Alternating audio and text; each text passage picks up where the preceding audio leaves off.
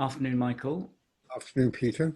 And in our last chat, we were talking about that you set up Shared Experience, and your first production that you did with them was Arabian Nights, and then the mammoth Bleak House that you embarked on over 4 nights. If I understand correctly, two sections on Saturday sometimes, and two sections on Sunday.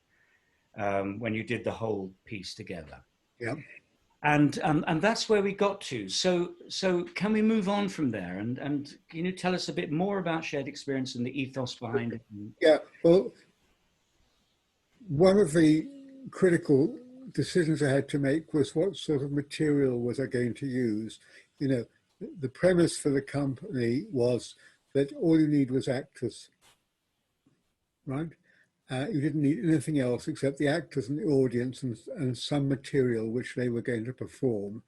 And I kept away from plays because I thought, well, they might just pull us back into old practices, and we might feel we needed some scenery or some sound effects or some lighting, I don't know. And I had done a little bit of storytelling in Israel. I'd done a very early version of some Arabian Nights stories. So I thought, well, let's tell some stories. Now, together with that, I thought, I want this company to do material which is popular. I don't mean in a crass sense, yeah? I want to do something that is sort of part of people's world in a sense, which they are all in touch with.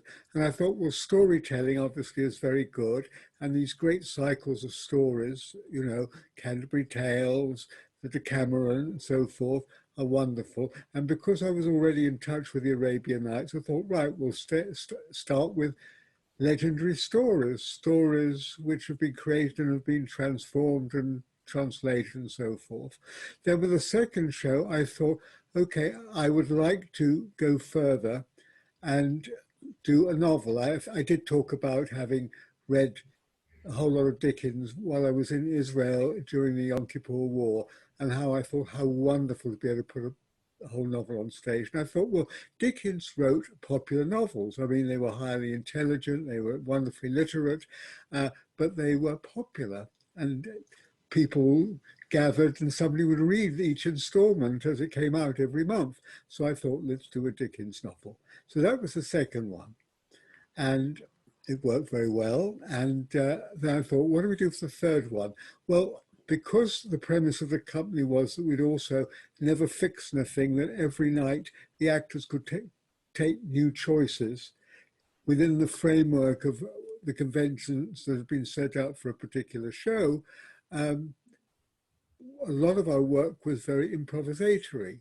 Not that the text got changed, but that how it was played could vary tremendously. And I thought, well, why don't we, with the third show, go the whole hog and do a show which is totally improvised? It has no literary source whatsoever. And I thought, well, what should the material be? And science fiction, well, it's always been popular to a certain degree, but I think it was becoming particularly popular then, you know, with the landing on the moon and so forth and so on. And there was a huge literature, and I'd never read any science fiction, not consciously anyway. So I started reading, and it was revelatory. I mean, just wonderful writers like Ursula Le Guin, and a wonderful Polish guy called Stanislaw Lem, who was satirical and witty and who was very influential. And so Alfred Bester, I mean, wonderful writers, and so many styles. So we all read copiously. I've got a whole little sub-library of science fiction. I mean, I'm afraid it stops after 1980 or something, and I haven't read any since, which is a shame.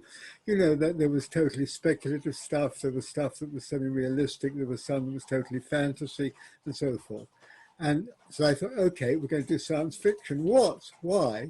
And now, Stanislav Lem had created a pilot called Pix, I think, and there was something very clown-like about it.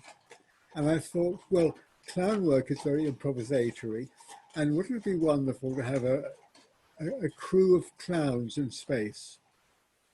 Okay, So we put those two genres together, which was quite difficult because we had to discover two very different disciplines. And so the actors had to find their own personal clown, which was a whole lot of work. So I think we had some wonderful people in like Jane Gibson who came in and guided us as to how you approach this.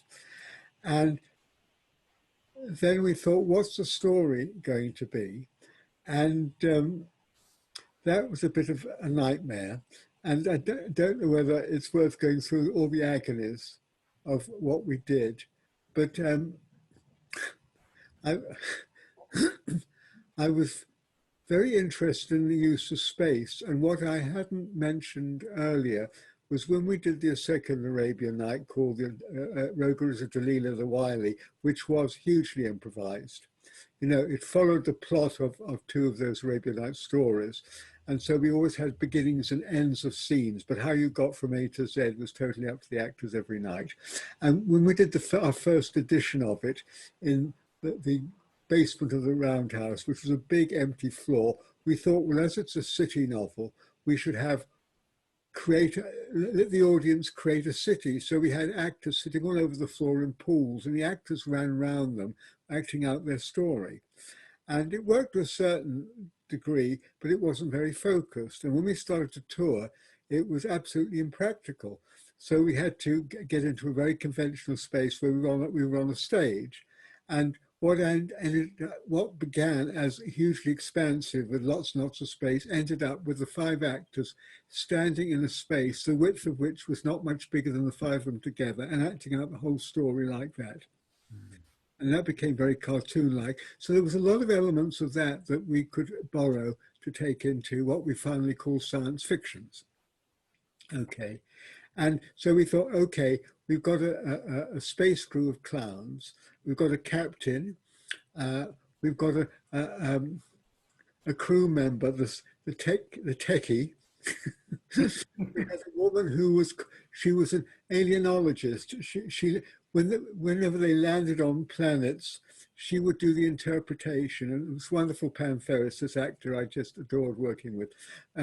She created a little headdress for herself with a little flower, a little, material flower. And if she turned it, she could speak different languages, you see. So sort of diplomat. And then we also had the crew psychologist to keep them all sane while they're in crew. And we also had we thought somebody to run the radio. We thought, no, she is the radio. So one of the crew was the radio. One of them was the techie who had a screwdriver. And it was, because they were all playing, and so this was the basis. Now, at the beginning, we thought, wouldn't it be wonderful if this crew kept landing on different planets and had to deal with cultures which were totally unrecognizable? Like, what would you do if the gravity was very, very light? You know, you had to move very carefully and very slowly, so everything was done in slow motion. And then we thought, maybe there's a planet where the people have no concept of right or wrong. There's no yes or no. So every time you have a dilemma, if I'm having a debate with you, say, Peter, and I think, we want to buy a cake and the last chocolate one there's only one chocolate one left, and who's going to get it? We'd invite somebody who was passing by to, sort of intervene for us and discuss it and weigh it, you see. So we tried that and we got quite far and it was quite fun, and they got quite good at doing this. And we set up certainly wonderful improvisations and exercises in rehearsal, to try to disorientate ourselves and break our patterns of how we felt and thought. We would, I'd say to the actors, let's say 3 of them, okay, you only travel by boat, you only travel on the tube, and you only travel on the train. Now you try to discuss the difference between that to somebody who has no conception of ship. And it was wonderful. So Pam was very confused why you couldn't have sex on the underground because she was traveling in a cabin on a boat, you see, and so forth. Or if you only wrote letters or you could only phone. And so it actually had to break your pattern of what you conceived of. And it was a wonderful exercise in, in really getting lateral thinking going. So you were like babies. What is a boat? So all this was kind of wonderful. I mean, there was a lot of material that we built, and a lot of it obviously vanished, over the years. So they had their 5 characters, and then when they landed, they had to also play the aliens, and we'd said, okay, because there's only 5 crew, they could all have a sort of costume for their character. But that meant, what did they wear when they landed, if they were playing an alien or somebody else? So we went out and got them some white overalls to cover over what they did. And anyway, we toured a little bit with it, and it was okay, but it didn't sort of go anywhere, and it got a bit cumbersome. And some of the lands planets we landed on were quite fun, and some were a bit boring, and it didn't seem to be going anywhere. So we had to have a big regroup and a real rethink. It was quite painful, this. It was, it was actually tough. And we thought, actually, let's not bother about landing anywhere. Let's say at the start of the story, they're lost in space, and they look out of the window and they see a planet. And at the end of the show, 2 hours later, they either land on that planet or they've passed it, they've missed it. And it was really how the actors got all the way through those 2 hours. And so that worked out rather well. And it all started off with them watching Casablanca. They had all these old DVDs or video, whatever they had, videos, I think videotapes, and they'd sit, sort of be very sentimental watching Casablanca, drifting around in space, and somebody at some point says, oh, there's a planet, and then they had to get into action. And the relationships and the status of them was very, very complex, who was in control and who wasn't in control. And so we had endless variations on the relationships and who had the power and who had the authority. And so that sort of kept them going. And they also had to learn how to improvise so that improvisation didn't sprawl. And it had to be very disciplined. So if you had an idea and there was no place for it, you couldn't just break into what was going on. You had to go with what was happening at the time. That became a rule. If that's where the situation was playing, you went with that, with your character in that direction. And they got incredibly sophisticated about doing that. And they were really very impressive, and it was a real education. Also, we decided that each of them should have a little sort of back biography, and they could all suddenly talk to the audience about their experiences. So they'd suddenly stop and talk to the audience, and Pam would talk about planets she knew. I remember all her stuff vividly. There was a planet, and it was inhabited by the Hitchins, whose mouths were in their bottoms, and it was a bit difficult because it was very sandy, so it was quite difficult for them to talk. Anyway, and one night we were in the ICA where you first saw us, actually, and a cat wandered in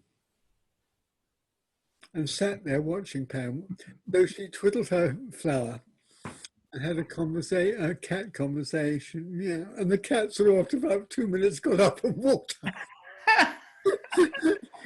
So, I mean, as Rod told you, Rod was one of the actors here, as Rod told you, there were nights when you were hysterical, when, it got really wonderful. And the actors sort of kept the discipline of it. And there were nights when they went up blind alleys, they went up cul-de-sacs, and you thought, well, cut this one short because we're not going anywhere tonight. If somebody set up a premise which didn't have any sort of journey potentially in it, it was quite tricky. But they got better and better at it. And it was an adventure. And they really improvised for 2 hours every night. I remember it was Rod's birthday, on one performance. I think we were at Worcester Arts or something, and uh, and at the end of the first half, they suddenly brought a birthday cake on for Raj, and I got very, I remember getting very angry with them. But and also the other thing is that they had hand props they could use, but they also used their bodies as parts. So Rad's arm was the gear shift, and and fingers were pens and so forth. So they were mechanical and real. Anyway, so that was a story of, and looking back on it, what I realized, we were really quite brave and daring about what we did, because all the 3 shows we'd done were devised or improvised in some way or another. I think there was a different ambiance. The zeitgeist was very different. You had the right to fail, and the fringe venues around the country were very open to take people in. They weren't judgmental. They weren't, oh, we don't know if we want that. There was no worry about bums on seats. It was, they wanted you to tour, and you had the places where you had a very nice, relationship, and you'd go back with anything, and they were very, so it was a much healthier, positive time. And Mike, am I right in thinking that you had actually 6 months to rehearse this? Well, not 6 months, but we had. I know with Bleak House we had 12 weeks to rehearse the first 2 parts, and the other half we rehearsed while we were touring. So while we were rehearsing parts 1 and 2, we added part 3, and once we got part 3, we added part 4 as we were touring, and it was exhausting for the actors, but we did it. And so we finally had the whole thing. And as I told you, people would travel around the country to catch up on the episodes they'd missed. It's a bit like iPlayer, real-time iPlayer. Anyway, so I can't remember. We had a long time with this, I know, a really long time, because we had to do a lot of research into science. So we understood about gravity, relativity, and about evolution and how people evolve, that it was really by chance we're all here, and so forth and so on. And it was very educative, and it was wonderful. They also had to learn how to improvise, and we also had to create frameworks for ourselves in which to create, worlds. And so it was a very rich period, amazingly so, but we did have the time, so we didn't feel hassled.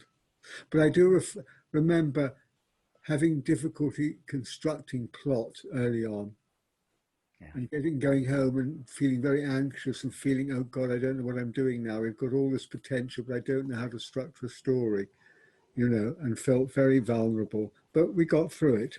So after we'd done that, I thought, well, maybe it's time for us to face doing a play. And Mike, I'm going to bring this segment of the interview to a close there, so that we can start afresh with we're going into Cymbeline in a minute. Okay. I just want to say that, yes, that was the first time that I ever encountered your work and the work of your actors, and it was one of those magical nights where I was on the floor most of the time. It was just the funniest thing. Okay, so we'll bring this little segment to a close and start again in a while. Thank you for watching, and I hope you enjoyed that chat. And if you did, would you press the like button and also the subscribe button? That would be great. And if you wanted to be given alerts to when the next one is happening, just press the bell button. If you want to put any comments or any questions underneath here, underneath the video, please do, and at some point I will re-interview Mike, as it were, and put some of these questions to him. So I look forward to seeing you again soon. Thank you.